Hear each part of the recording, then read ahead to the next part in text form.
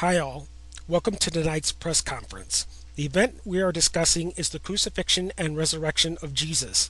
Tonight we have four people who claim to have been there at the time. Their names are Matthew, Mark, Luke, and John. Okay, let's get started. Question number 1. Who carried the cross to the hill? Simon of Cyrene. Jesus. And now question 2. What was the name of the hill? Golgotha. Calvary. Okay, here's question number 3.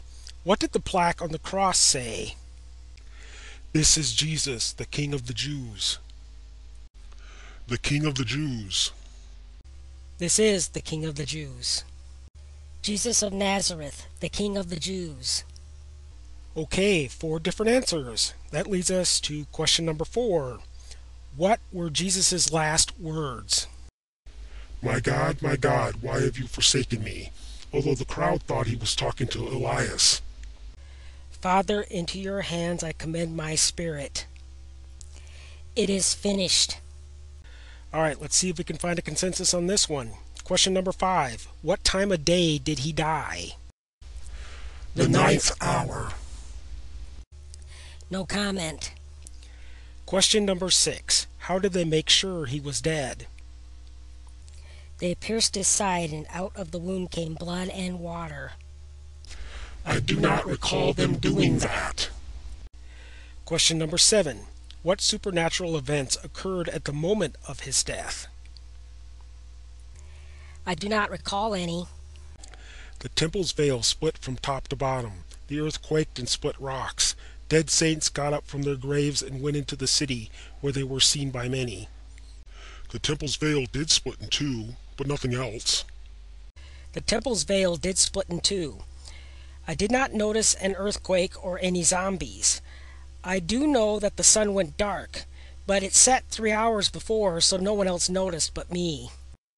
Okay, here's question number 8. What happened on the morning after the Sabbath?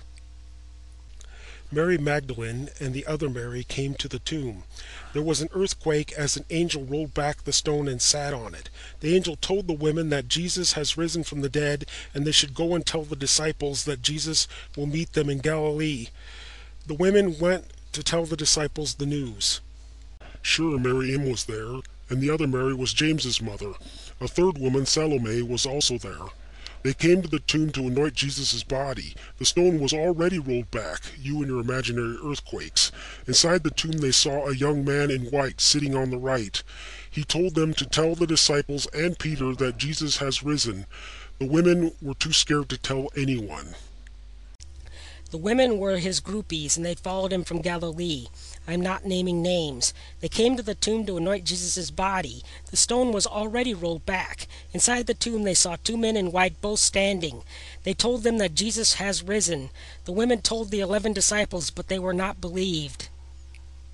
It was just Mary M. The stone was already moved. She freaked out and told a couple of the disciples, and they saw that Jesus' body was gone. They left, and Mary stood near the tomb crying.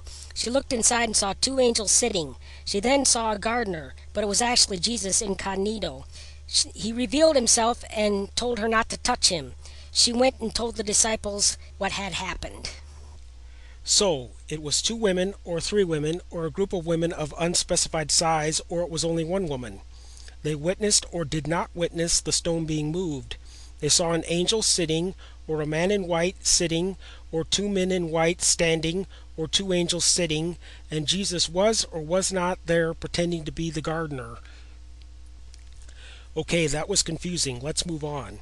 Question number 9.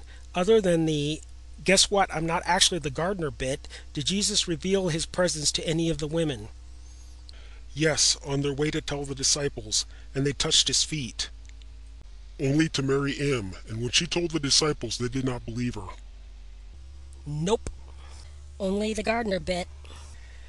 Okay, I'm getting a headache. One more question and then we're done. Question number 10. Did you guys actually witness these events, or are your stories contradictory because you made them up?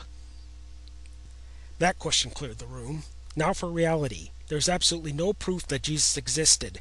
The stories of his resurrection contradict each other, and the reportedly remarkable things he did went unnoticed in his lifetime. A God being sacrificed to save humanity is a common story in many religions.